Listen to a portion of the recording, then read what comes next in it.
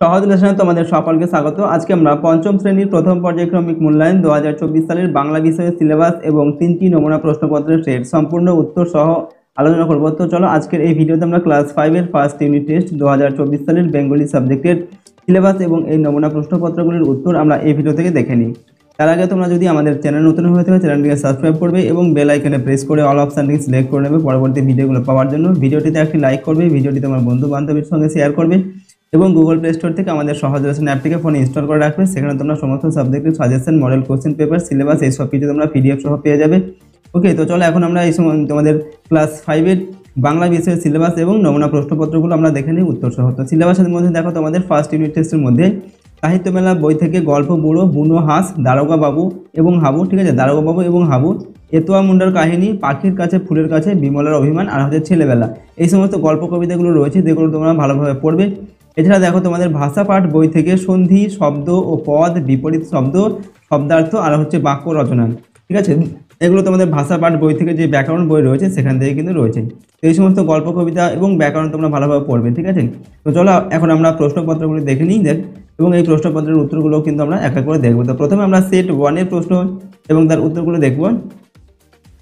এখানে দেখো 1 নম্বর দাগে সঠিক উত্তর বেছে নিয়ে লেখো, যে কোনো দুটি লিখতে হবে, প্রশ্নের মান হচ্ছে 1 নম্বর করে, ঠিক আছে। প্রথম প্রশ্ন দেখো কয়ের দাগে গল্প বুড়ো ছোটদের তল্পিটা দেখতে, উল্টাতে, খুঁজতে, ঘাঁটতে বলেছেন।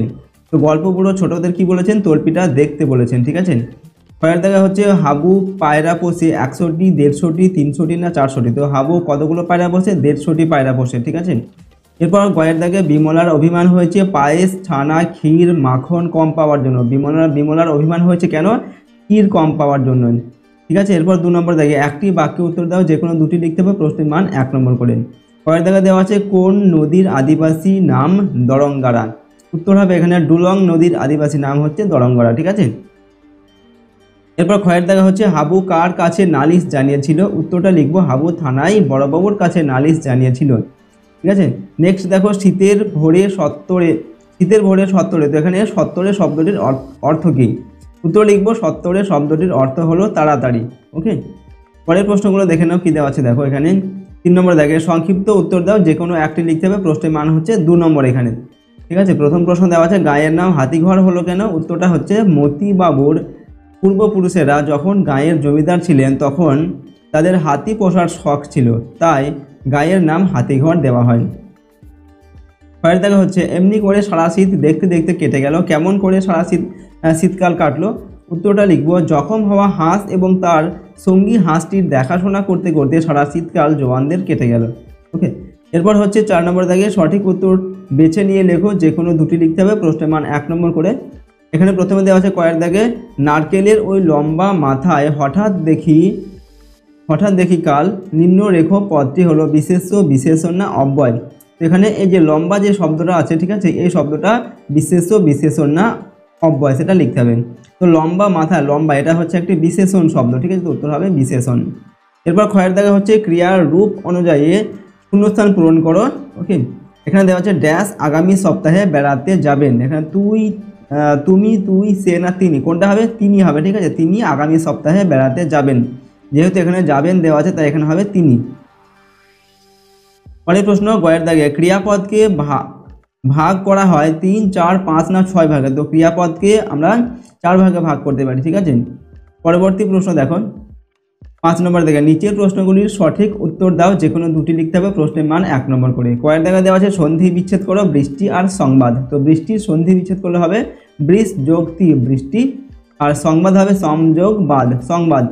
ওকে, এরপর ক্ষয়ের দাগে অকর্ম ক্রিয়া কাকে বলে? তো এখানে আমরা উত্তর লিখব যে ক্রিয়ার কর্ম থাকে না তাকে অকর্ম ক্রিয়া বলে। যেমন হচ্ছে সুরজ পড়াশোনা করছে, এর মধ্যে কিন্তু কোনো কর্ম নেই, তাই এটা হচ্ছে একটি অকর্মক ক্রিয়া, ঠিক আছে। এই ক্রিয়ার কোনো অকর্ম করছে, ঠিক আছে, এটার কোনো কর্ম নেই, তার জন্য এই করছে, এটা হচ্ছে অকর্ম ক্রিয়া।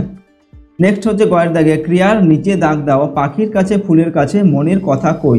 তো এই বাক্যটার মধ্যে ক্রিয়া কোনটা তার নিচে দাগ দিতে হবে। তো এখানে ক্রিয়া হচ্ছে কই, ঠিক আছে, কই মানে কি? কথা বলা, ঠিক আছে। তো এটা হচ্ছে ক্রিয়াপদ, তোমরা এটা নিচে দাগ দেবেন। পরের প্রশ্ন হচ্ছে, তো এরপর আমরা সেট 2 এর প্রশ্ন এবং তার উত্তরগুলো দেখবো, ঠিক আছে। তো দেখো সেট 2 এর প্রশ্ন কি দেওয়া আছে। 1 নম্বর দাগে দেওয়া আছে সঠিক উত্তরটি বেছে নিয়ে লেখো, 3টি প্রশ্নের উত্তর লিখতে হবে, প্রত্যেকটা প্রশ্নের মান 1 নম্বর করে। পর্দায় কি দেওয়া আছে, রূপকথার গল্পে যেটি থাকে না সেটি হচ্ছে দৈত্যী দানব, পক্ষীরাজ, রাজপুত্র না উড়োজাহাজ। তো রূপকথার গল্পে উড়োজাহাজ এটা কিন্তু থাকে না, বাকিগুলো সব থাকে, ঠিক আছে, দৈত্যী দানব, রাজপুত্র, পক্ষীরাজ এগুলো থাকে।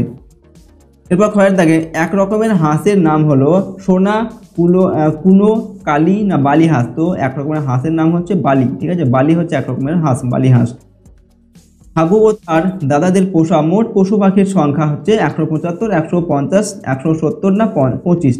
তো হাবু ও তার দাদাদের পোষা মোট পশু পাখির সংখ্যা হচ্ছে 150টি, ঠিক আছে। হাবুর একাই 150টা পায়রা ছিল, আর তার বর্দার কি ছিল, 7টা ছিল বেড়াল, মেজদা ছিল 8টা কুকুর, ঠিক আছে, আর তেজদার ছিল 10টা ছাগল। এই নিয়ে টোটাল হচ্ছে 175টা তাদের পশু পাখি ছিল।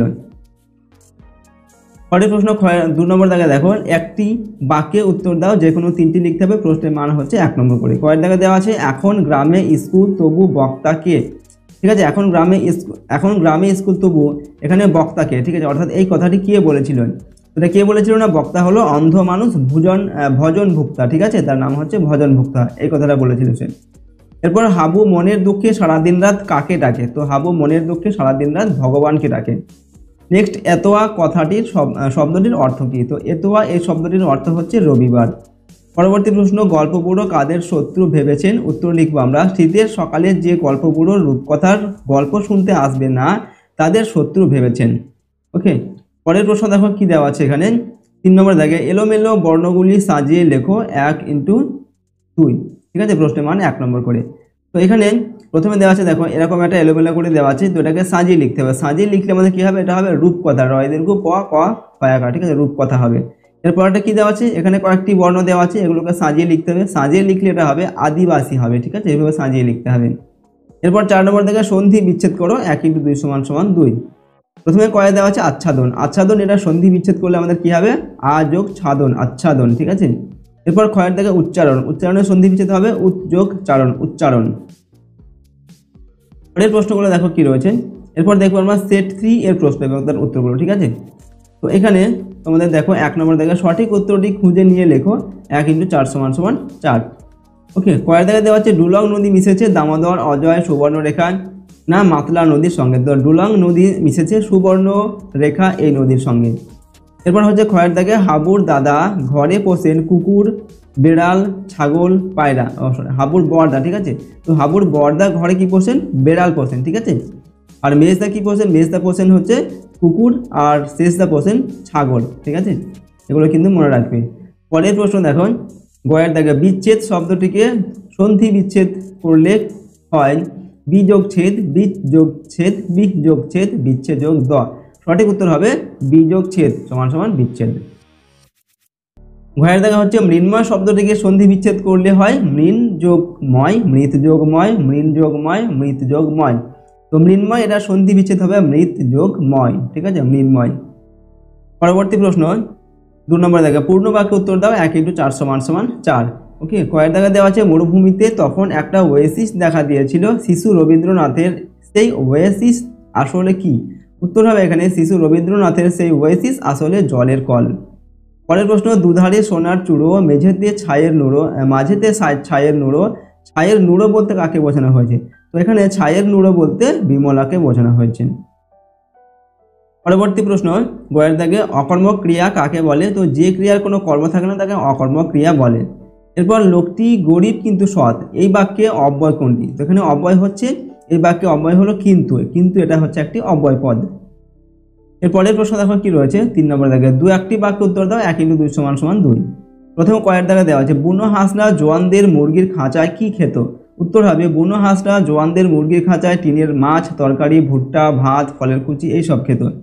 এরপর হচ্ছে গল্পবুড়োর ঝোলায় কি কি ধরনের গল্প রয়েছে, উত্তর লিখবো আমরা, গল্পবুড়োর ঝোলায় দৈত্য, দানব, যক্ষীরাজ, রাজপুত্র ও পক্ষীরাজের কথা, পক্ষীরাজের গল্প রয়েছে, ঠিক আছে, এই সমস্ত গল্পগুলো ছিল গল্পবুড়োর ঝোলায়।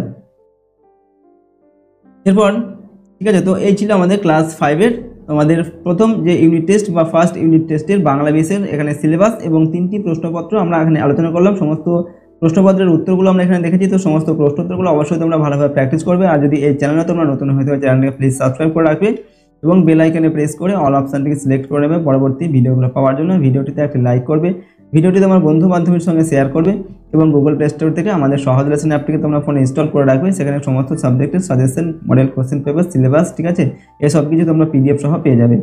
তো আজকে আমরা এই ভিডিওটিকে এখানেই শেষ করছি। সম্পূর্ণ ভিডিওটি দেখার জন্য অসংখ্য ধন্যবাদ।